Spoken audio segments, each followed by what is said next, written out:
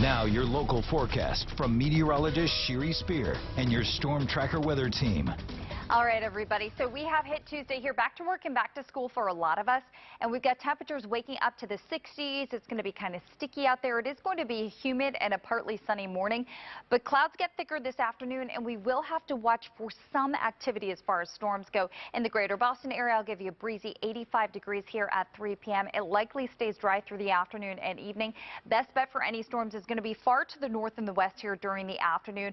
But again, overnight tonight, those storms are going to sink southward and impact more and more of us. So watching for some stronger late day storms, areas like Keene and Orange and Westfield. I think even further north and west especially we could see some stronger storms. But the winds are going to be gusty today. Overall, I think you're going to notice some 35-mile-per-hour gusts. But look what happens tonight. We've got the risk for heavy rain, damaging wind, and hail with some of those passing storms. So we'll have to keep a close eye on that forecast here as it evolves later on this afternoon and this evening. And tomorrow is looking very wet and stormy. Temperatures stuck in the 70s Wednesday and Thursday. The wet weather barely budging on your Thursday as well. I've got the timeline on late week improvements and the latest on Hurricane Irma on the Boston 25 Morning News until 10 a.m. I'll see you there.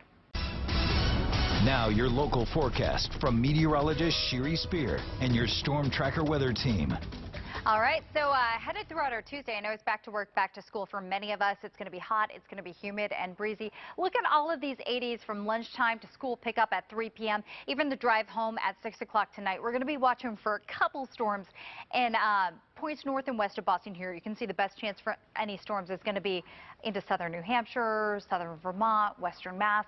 Later on, likely Boston stays dry, but we do see some extra clouds coming into play during the afternoon hours. Look at these sustained winds to 15 to 25, gusts up to 35 miles per hour. So breezy, humid, hot. We've got it all. So it's not a very fall-like forecast, if you will. It's actually going to feel a lot like summer today. And then we've got on and off wet weather from Wednesday into Thursday morning. More on the timing of that at Boston25news.com. But I do want to talk about Irma because Irma was upgraded to a Category 5. And in the Atlantic, it is the strongest hurricane that we've actually seen in about a decade. I don't see any weakening because we've got these warm sea surface temperatures. We've got really moist air. We've also got light winds outside of the storm, so with little shear.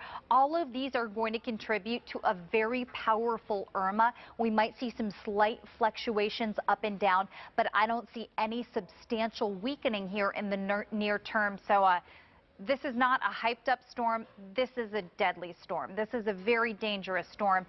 It's going to be tracking towards the Leeward Islands later on tonight, passing north of Puerto Rico tomorrow, and then on to, at the end of the week, areas between perhaps the Bahamas and Cuba and even South Florida for the weekend. Of course, the center could go anywhere within that cone, so we're going to be watching it closely because the countries, the communities impacted by this are going to see not just destructive winds, but they're going to see waves, they're going to see swells, they're going to see up to 10 inches of rain, which could cause mudslides and flash flooding. So this is an extremely dangerous storm. We will continue to keep you guys posted on air and, of course, at Boston25news.com. See you back here soon.